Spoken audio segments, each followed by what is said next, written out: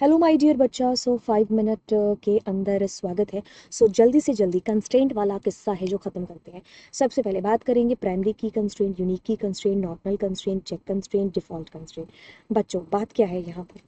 बात यहाँ पर सिर्फ इतनी सी है कि कंस्ट्रेंट को पहले समझो कि बेसिकली इसका मतलब क्या है। क्या पता हो सकता है तुम्हें सिर्फ इसकी डेफिनेशन आ जाए। तो देखिए, इसको आप अपनी टेबल के ऊपर अप्लाई करते हो क्योंकि आपकी टेबल कुछ जो है मोर रिलायबल और मोर एक्यूरेट बन पाए।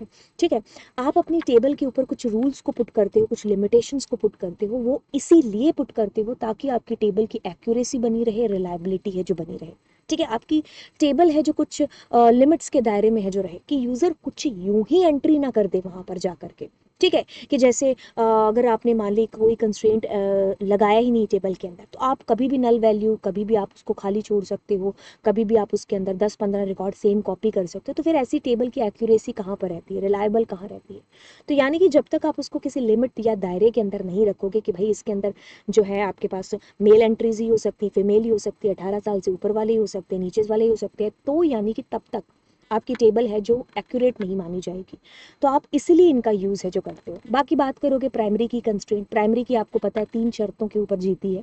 पहली शर्त कि मैं क्वीन हूँ, यानी कि मैं अपनी टेबल के अंदर एक ही रहूंगी। मैं प्राइमरी की हूँ तो मैं एक ही रहूंगी, एक ही टेबल के अंदर, कभी भी वैल्यू नल नहीं हो सकती, एंड हमेशा वैल्यू होंगी जो यूनिक आएंगी। ठीक है, तो जब भी आप अगर प्राइमरी की कंस्ट्रेंट की बात करो तो ये यूनिकली आइडेंटिफाई कराने के लिए आपके रिकॉर्ड्स को इसलिए ये यूज़ में आती है, और हमेशा एक टेबल में एक होती है, कभी भी वैल्यू नल नहीं हो सकती, हमेशा यूनिक रहती है।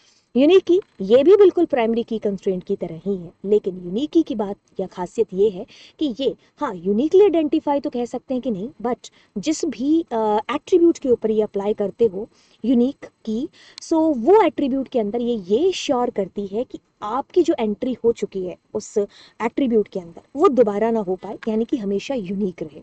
अब इसके किस्से में ये भी चीज़ आती है कि ये नल हो सकती है, और नल कितनी भी बार है जो हो सकती है, जबकि प्राइमरी की कभी भी नल नहीं हो सकती। बातों को कुछ आगे बढ़ाते हैं। नॉट नल, काम नाम को बयान कर रहा है, नाम काम को बयान कर रहा है, कुछ भी कह लीजिए, समझ में आ गया होगा कि आप जिस भी की कंस्ट्रेंट को, जिस भी एट्रीब्यूट को आप क्या चाहते हो कि इसकी वैल्यू कभी भी खाली ना छोड़ पाओ। जैसे आप फॉर्म भर रहे हो, फॉर्म में जो प्राइमरी चीज़ है वो क्या है, आपका नाम है। वहाँ पर अगर आप नाम को ही खाली छोड़ करके आगे, तो फिर पता कैसे चलेगा ये किसका फॉर्म है? तो यानी कि ऐसे कंस्ट्रेंट, ऐसे एट्रीब्यूट्स जिनको आप कभी खाली नहीं छोड़ सकते, तो उसको आप नॉट नल कंस्ट्रेंट लगा करके आओगे वहाँ पर। बात कर लीजिए डिफ़ॉल्ट, तो ऐसे भी कभी कभी ऐसी चीज़ होती है कि हम अपनी टेबल बनाते हैं और उसके अंदर जब हम एंट्री करते हैं तो हम कुछ एंट्रीज छोड़ देते हैं। तो यानी कि जब हमने कुछ एंट्रीज ऐसे छोड़ दी तो वहाँ पर कुछ डिफ़ॉल्ट वैल्यू आ जाए। याद है ना वर्किंग विद फंक्शन वाले चैप्टर में कैसे करते थे? आईपी वालों को नहीं याद है तो कोई प्रॉब्लम नहीं, क्योंकि वर्किंग विद में भी एक डिफ़ॉल्ट आर्ग्यूमेंट होता था। जब वैल्यू फंक्शन की कॉल से नहीं जाती थी तो वो डिफ़ॉल्ट वाली वैल्यूज़ को एक्सेप्ट कर लेता था, मतलब उनको यूज़ करता था। वैसे ही डिफ़ॉल्ट के अंदर, टेबल क्रिएशन के अंदर आप क्या करने वाले हो, डिफ़ॉल्ट वैल्यू सेट कर दोगे। तो अब जब जब एंट्रीज उस पर नहीं आएंगी तो वो नल की बजाय उस डिफ़ॉल्ट एंट्री को एक्सेप्ट कर लेगा। चेक कंस्ट्रेंट यानी कि आपने कुछ ऐसी रेंज, आपने ऐसा कुछ दायरा दे दिया। मान लीजिए जैसे कि आपने क्या किया है, हाँ, कोई एज के नाम से आप बना रहे हो कि आपने क्या किया, किसी बास्केटबॉल का या फिर कोई वोटिंग के लिए आप कुछ ऐसा जो है टेबल बना रहे हो। अब आपने उसके अंदर एज का जो दायरा रखा है, भाई 18 से 30 साल वाले लोग हैं इसके अंदर पार्टिसिपेट कर सकते हैं। तो यानी कि अब आप लिमिट सेट कर दोगे कि 18 से 30 वाले ही इसमें एंट्री कर सकते हैं। ठीक है, तो इस तरीके से जैसे कि मार्क्स हो गए, अब तुम्हारा पेपर 50 नंबर का है, कम से कम 0 आ सकते हैं, मतलब अंडा उबाल सकते हो, और या फिर 50 आ सकते हैं। ऐसा तो नहीं कहेगा कोई भाई मेरे 50 में से 500 नंबर है, क्या मजाक करो। तो अगर ऐसा मजाक नहीं चाहिए तो हम चेक कंस्ट्रेंट के थ्रू वो लिमिट सेट कर देंगे। अब देखिए इसको किस तरीके से इस्तेमाल किया गया है। क्रिएट टेबल नॉट नल, ठीक है, क्रिएट जो है आपके पास, हाँ, एक एट्रीब्यूट पर एक से ज़्यादा कंस्ट्रेंट भी लग सकते हैं।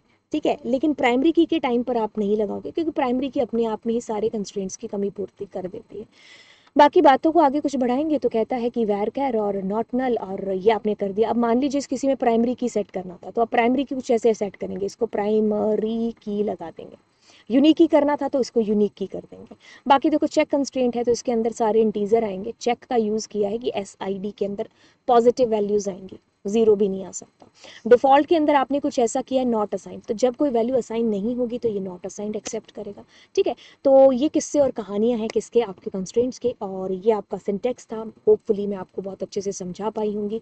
And bye bye. दोस्तों को बोलना सब्सक्राइब कर दे चैनल को। ठीक है, देखो रात के 1 बजे पढ़ा रहे हैं, सब्सक्राइब बोल देना दोस्तों को करने के लिए और खुद भी करना। बाय।